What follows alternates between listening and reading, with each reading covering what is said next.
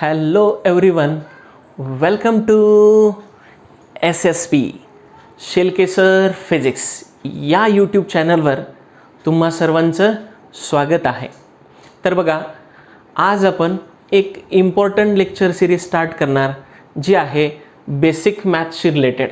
Basic math use in physics. फिजिक्समध्ये काही basic मॅथमॅटिक्सशी रिलेटेड आपण टर्म यूज करतो आहे, त्या आपण या ठिकाणी डिस्कस करणार.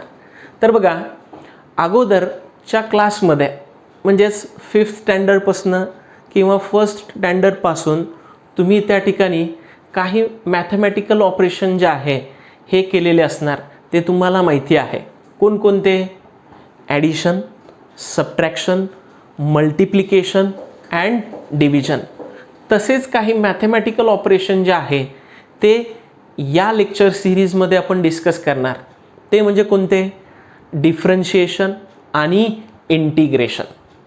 आता डिफरन्शिएशन काय असणार, इंटिग्रेशन काय असेल, याचे वर्डच जर का आपण ऐकले तर आपल्याला घाम फुटतोय. अलग लक्षात? पण खूप सिंपल आहे. डेरिव्हेटिव्ह आणि इंटिग्रेशन जे आहे हे खूप सिंपल आहे. त्याचे काही रूल्स जर का आपण त्या ठिकाणी लक्षात ठेवले तर कोणताही त्या ठिकाणी MCQ असेल किंवा प्रॉब्लेम असेल डेरिव्हेटिव्ह इंटिग्रेशनशी रिलेटेड फिजिक्समधला, तो आपण इझिली सॉल्व करू शकतो आहे. आणि त्याच्यासाठीच मी ही लेक्चर सिरीज स्टार्ट केलेली आहे, बरोबर. तर मग या लेक्चर सिरीजचं फर्स्ट लेक्चर जे आहे ते आपण स्टार्ट करणार. ते कशाशी रिलेटेड आहे? डिफरन्शिएशन और डेरिव्हेटिव्ह. मग आता डिफरन्शिएशन म्हणजे नेमकं काय असतं, डेरिव्हेटिव्ह म्हणजेच काय आहे, तर याच्यास रिलेटेड डिटेल कन्सेप्ट मी या ठिकाणी डिस्कस करणार आणि मग त्याचे काही एक्झाम्पल्स घेणार की जेणेकरून तुम्हाला डेरिव्हेटिव्ह जो आहे हा तुमच्या माइंडमध्ये नाही, डायरेक्ट हृदयात घुसला पाहिजे. आलं का लक्षात? तर तुम्हाला जर का ही लेक्चर सिरीज आवडली तर लाईक, शेअर आणि सबस्क्राईब करायला विसरू नका. ओके, तर चला मग स्टार्ट करूया फर्स्ट लेक्चर डिफरन्शिएशनशी रिलेटेड. आता डिफरन्शिएशन म्हणजे ॲक्च्युली काय असतं आहे? डिफरन्शिएशन म्हणजेच काय आहे? Instantaneous rate of change of function with respect to variable.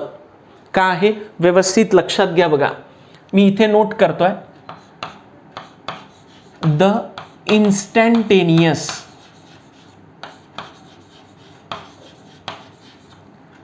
rate of change of function. The instantaneous rate of change of function with respect to variable is called differentiation.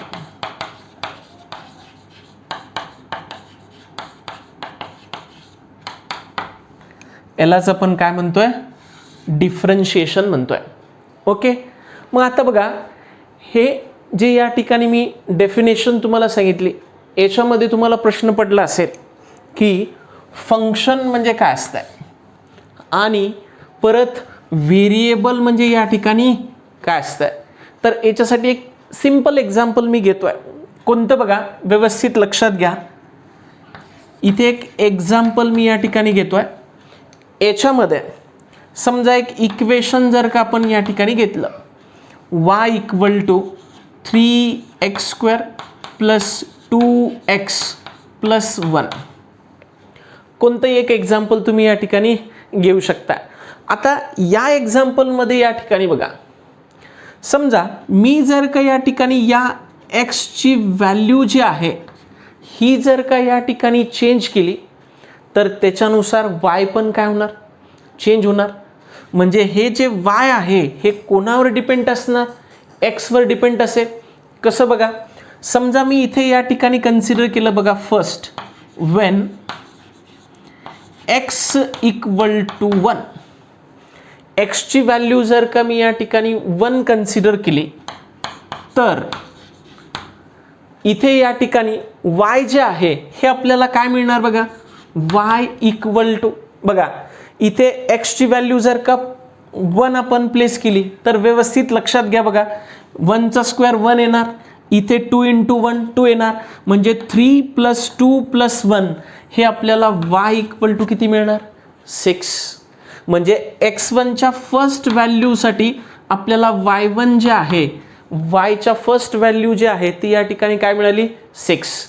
आता बघा, समजा मी या ठिकाणी x ची जी value आहे ही जर का place केली 2, x ची व्हॅल्यू जर का 2 प्लेस केली तर बघा 2 चा स्क्वेअर किती येणार, 4, 4 into 3 12 plus 2 into 2 4, 12 plus 4 16, 16 plus 1, म्हणजेच इथे आपल्याला या ठिकाणी y ची जी व्हॅल्यू आहे ती किती मिळणार, 17. y ची व्हॅल्यू किती, 17. मग या एक्झाम्पलवरून तुम्हाला आयडिया आली असेल, जेव्हा आपण या ठिकाणी x ची व्हॅल्यू चेंज करतोय तर तेव्हा y ची व्हॅल्यू पण काय होते, चेंज होते. म्हणजेच आपण म्हणू शकतोय ही जे y क्वांटिटी आहे ही कोणत्या क्वांटिटीवर डिपेंड आहे, x या क्वांटिटीवर डिपेंड आहे. y जी क्वांटिटी आहे ही कोणत्या क्वांटिटीवर डिपेंड आहे, x या क्वांटिटीवर डिपेंड आहे. आणि यालाच आपण या ठिकाणी म्हणतोय की y is a function of x. Function जे आहे ते म्हणजे काय असणार, if the value of one quantity say y is depend on another quantity that is x, then here we can say that y is a function of x. यालाच आपण या ठिकाणी काय म्हणणार, y is a function of x. आणि याला कसं represent करतोय आपण, y equal to f of x असं आपण या ठिकाणी रिप्रेझेंट करतोय या फंक्शनला. म्हणजेच इथे y जी क्वांटिटी आहे ही x वर डिपेंड आहे, म्हणून हे कसं असणार, y is, f stand for function, function कोणाचं, x. y is a function of x. कळलं सर्वांना फंक्शन काय असतं. आता बघूया आपण व्हेरिएबल. आता व्हेरिएबल जे आहे, व्हेरिएबल म्हणजे काय असणार, अशी क्वांटिटी की त्याची आपण डिफरंट व्हॅल्यू त्या ठिकाणी घेऊ शकतोय, त्याला आपण त्या ठिकाणी म्हणू शकतोय व्हेरिएबल. व्हेरिएबल म्हणजे चेंज होणारी व्हॅल्यू. मग ती दोन प्रकारे असू शकते, त्याचे दोन टाईप असू शकतात. एक इंडिपेंडंट व्हेरिएबल आणि दुसरा डिपेंडंट व्हेरिएबल. का दोन टाईप मी या ठिकाणी म्हणतोय, व्यवस्थित लक्षात घ्या. x ची व्हॅल्यू आपण कितीही घेऊ शकतोय, ती कोणावर डिपेंड आहे का, नाही. 1 2 3 4 अँड सो ऑन. पण y जे आहे ते या ठिकाणी x वर डिपेंड आहे. म्हणून या इक्वेशन मध्ये हे जे x आहे, या x ला आपण या ठिकाणी काय म्हणणार, इंडिपेंडंट व्हेरिएबल. x काय असणार, इंडिपेंडंट व्हेरिएबल. आणि हा जो या ठिकाणी y असेल, या y ला आपण या ठिकाणी काय म्हणणार, डिपेंडंट व्हेरिएबल. Dependent variable. कळलं सर्वांना व्हेरिएबल काय आहे. ओके. आता याच इक्वेशन मध्ये परत एक क्वांटिटी आहे बघा, की जी या ठिकाणी चेंज झाली नाही ड्युरिंग मॅथमॅटिकल ऑपरेशन.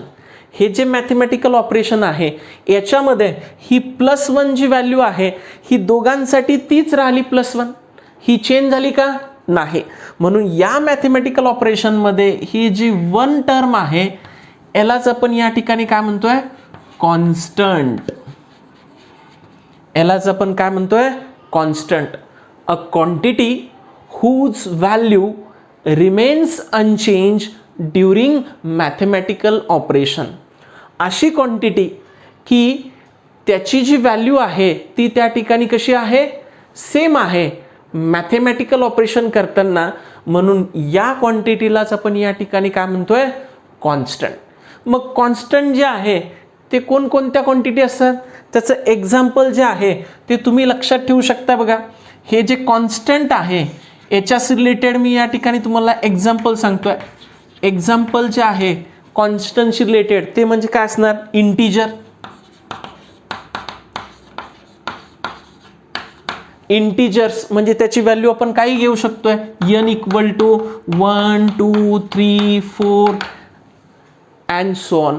सर्व इंटीजर जे आहे ते म्हणजे काय असणार, कॉन्स्टंट. किंवा फ्रॅक्शनल व्हॅल्यू. फ्रॅक्शनल व्हॅल्यू म्हणजे कोणती, फॉर एक्झाम्पल पायची व्हॅल्यू कॉन्स्टंट टर्म, त्याच्यानंतर e, exponential, acceleration due to gravity, हे जे सर्व त्या ठिकाणी आहे ते काय आहे, कॉन्स्टंट आहे. कारण मॅथेमॅटिकल ऑपरेशन करताना त्यांची व्हॅल्यू चेंज होते का, नाही. कळलं सर्वांना डिफरन्शिएशन म्हणजे काय आहे.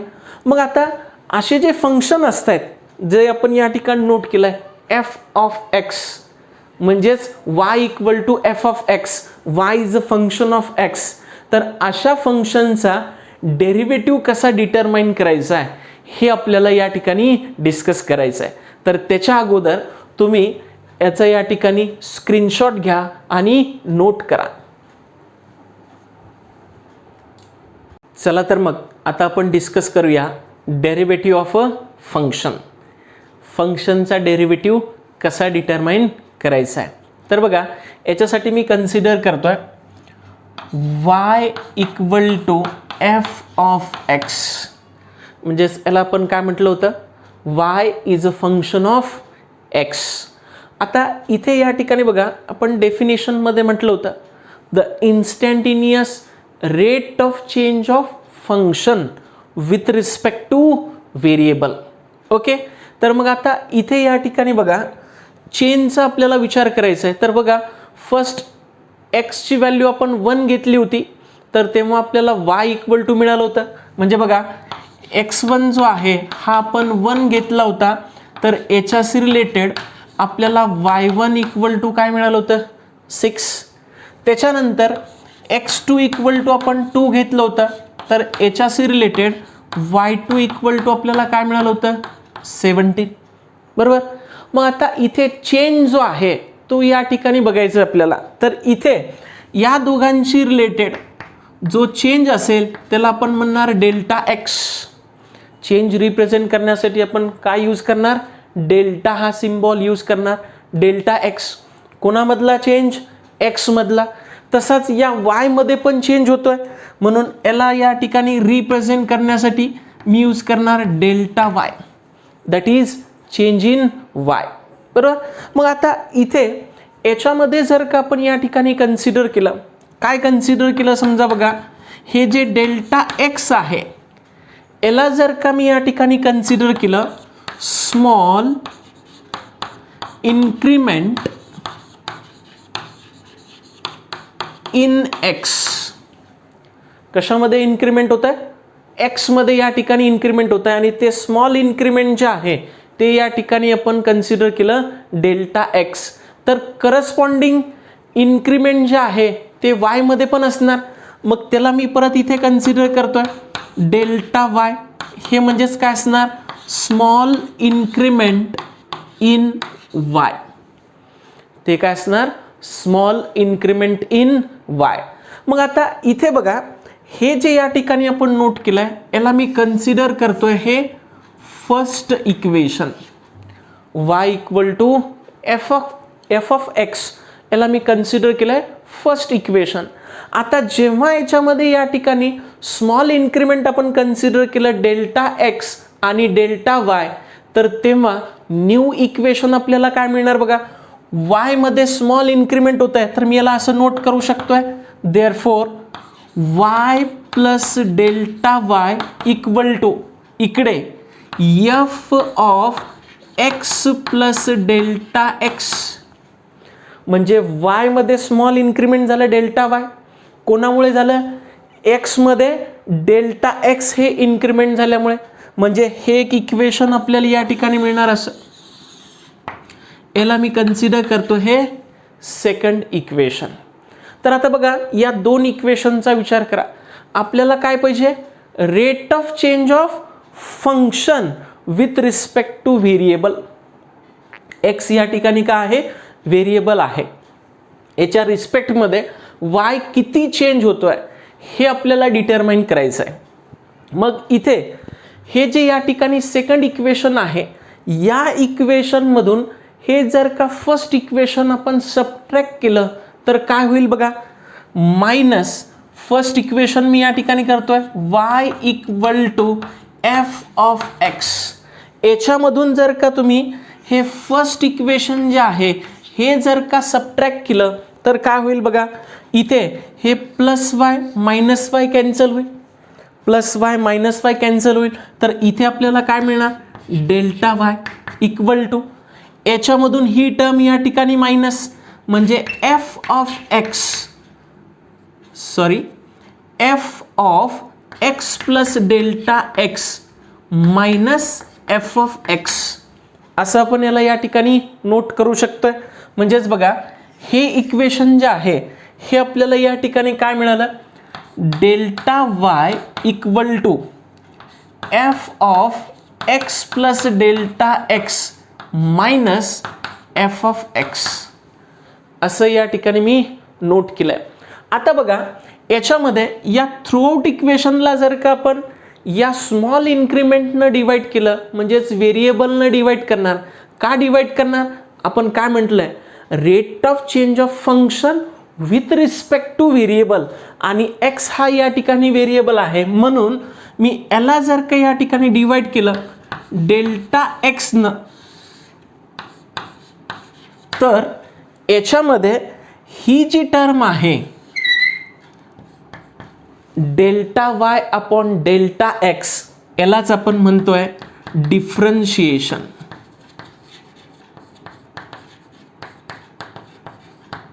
यालाच आपण या ठिकाणी काय म्हणतोय, डिफरन्शिएशन ऑफ अ फंक्शन किंवा डेरिव्हेटिव्ह ऑफ अ फंक्शन. म्हणजेच हा जो या ठिकाणी डेरिव्हेटिव्ह आहे हा आपल्याला काय मिळाला, delta y upon delta x equal to काय असणार, f of x plus delta x minus f of x upon delta x. हा या ठिकाणी असेल तुमचा डेरिव्हेटिव्ह ऑफ अ फंक्शन. कळालं सर्वांना, delta y upon delta x या ठिकाणी काय असणार, डेरिव्हेटिव्ह. तर परत याचा तुम्ही या ठिकाणी स्क्रीनशॉट घ्या आणि नोट करा. तर बघा हा जो आपण या ठिकाणी डेरिव्हेटिव्ह डिटरमाइन केलाय फंक्शनचा, तर तो आपल्याला काय मिळाला होता, हा delta y upon delta x equal to f of x plus delta x minus f of x upon delta x. तर या डिफरन्शिएशनमध्ये ही जी या ठिकाणी टर्म आहे delta y upon delta x, यालाच आपण या ठिकाणी काय म्हणतोय, average rate of change, average rate of change of y with respect to x. म्हणजेच फिजिक्समध्ये जेव्हा पण तुम्हाला त्या ठिकाणी ॲव्हरेज व्हॅल्यू विचारली असेल एखाद्या क्वांटिटीशी रिलेटेड, तर तेव्हा तुम्ही त्या ठिकाणी काय घ्यायचं आहे, delta y upon delta x. हे जे डेल्टा आहे हे डेल्टा या ठिकाणी कशासाठी आहे, ॲव्हरेज व्हॅल्यूसाठी त्या ठिकाणी आहे. ॲव्हरेज व्हॅल्यू म्हणजेच या ठिकाणी आपण काय म्हणणार, फायनाईट चेंज. यालाच आपण या ठिकाणी काय म्हणतोय, फायनाईट चेंज. जसं की त्या ठिकाणी बघा x1 मायनस x2 याच्यामधला आपल्याला त्या ठिकाणी चेंज मिळाला, y2 मायनस y1 म्हणजे 17 मायनस 6 हा एक चेंज, हा फायनाईट त्या ठिकाणी चेंज आहे. पण आता इथे व्यवस्थित लक्षात घ्या, हे जे या ठिकाणी डेल्टा एक्स आहे हा पॉइंट खूप इम्पॉर्टंट आहे बघा. If we take delta x is very small, हा जो या ठिकाणी चेंज आहे व्हेरिएबल मधला, हा जर का आपण या ठिकाणी खूप स्मॉल घेतलाय, very small, extremely small, that is delta x tends to zero. Delta x tends to zero. Delta x tends to zero म्हणजे close to zero, not exactly zero. म्हणजेच याला तुम्ही या ठिकाणी घेऊ शकताय 0.00001 अशी एक व्हॅल्यू त्या ठिकाणी घेऊ शकताय. Delta x tends to zero म्हणजे व्यवस्थित लक्षात घ्या, close to zero, extremely small. आणि या एक्स्ट्रीमली स्मॉलला आपण या ठिकाणी काय म्हणतोय, इन्फायनायटीसिमल. काय म्हणतोय, इन्फायनायटीसिमल. त्याला त्या ठिकाणी आपण काय म्हणतोय, इन्फायनायटीसिमल. ओके. मग आता इथे व्यवस्थित लक्षात घ्या, हा जर का डेल्टा एक्स या ठिकाणी एक्स्ट्रीमली स्मॉल असेल तर तेव्हा याला आपण या ठिकाणी कसं नोट करतोय, लिमिटिंग ऑफ, म्हणजेच limit of delta x tends to zero delta y upon delta x हेच इक्वल टू काय असणार, d y by d x. यालाच आपण या ठिकाणी कसं रिप्रेझेंट करतोय, limiting value of delta y upon delta x equal to काय असणार, d y by d x. आणि ही जी टर्म आहे d y by d x, या डी वाय बाय डी एक्सलाच आपण काय म्हणतोय, instantaneous rate of change of y with respect to x. म्हणजेच इथे व्यवस्थित लक्षात घ्या, फिजिक्समध्ये जर का आपल्याला ॲव्हरेज व्हॅल्यू विचारली असेल तर फायनाईट चेंज घ्यायचा आहे. म्हणजे तेव्हा तुम्ही काय यूज करणार, delta y upon delta x. पण तुम्हाला जर का त्या ठिकाणी इन्स्टंटेनियस व्हॅल्यू विचारली असेल तर तेव्हा त्या ठिकाणी काय यूज करायचं आहे, d y by d x. यालाच आपण म्हणतोय instantaneous rate of change of y with respect to x. हा इम्पॉर्टंट कन्सेप्ट आहे डेरिव्हेटिव्हशी रिलेटेड. म्हणजेच जेव्हा पण आपण या ठिकाणी d y by d x use करणार तर ते त्या ठिकाणी काय असणार, derivative of y with respect to x. कळलं सर्वांना. ॲव्हरेज विचारलं असेल तर काय यूज करायचं आहे, आणि इन्स्टंटेनियस व्हॅल्यू विचारली असेल तर काय यूज करायचं आहे, म्हणजे त्या इन्स्टंटला, स्मॉल चेंजला. कारण delta x tends to zero जे आहे याला आपण या ठिकाणी काय म्हणतोय, इन्फायनायटीसिमल, म्हणजे close to zero, extremely small. त्याचं बेस्ट एक्झाम्पल म्हणजे लक्षात घ्या कोणतं बघा. समजा दोन मित्राचे भांडणं लागले. दोन मित्राचे जर का भांडणं लागले तर एका मित्रानं दुसऱ्या मित्राच्या जर का कानाखाली दिली तर जेव्हा तो कानाखाली देतोय तर कानाखाली दिल्यानंतर जे सुन्न होत आहे लगेच विदिन सेकंड, त्याला आपण म्हणतोय एक्स्ट्रीमली स्मॉल टाईम. काय म्हणतोय, एक्स्ट्रीमली स्मॉल. म्हणून इथे या ठिकाणी व्यवस्थित लक्षात घ्या, close to zero, not exactly zero, त्याला त्या ठिकाणी काय म्हणायचं आहे, इन्फायनायटीसिमल. ओके. मग इथे इन्स्टंटेनियस रेट जो आहे तो रिप्रेझेंट करण्यासाठी आपण काय यूज करणार, D y by d x. आणि ॲव्हरेज रेट रिप्रेझेंट करण्यासाठी delta y upon delta x. कळलं सर्वांना. याच्यास रिलेटेड एक सिम्पल जनरल आयडिया तुम्हाला या ठिकाणी मी सांगतोय, जनरल व्ह्यू डेरिव्हेटिव्हशी रिलेटेड. सिम्पल या ठिकाणी तुम्ही लक्षात घ्या.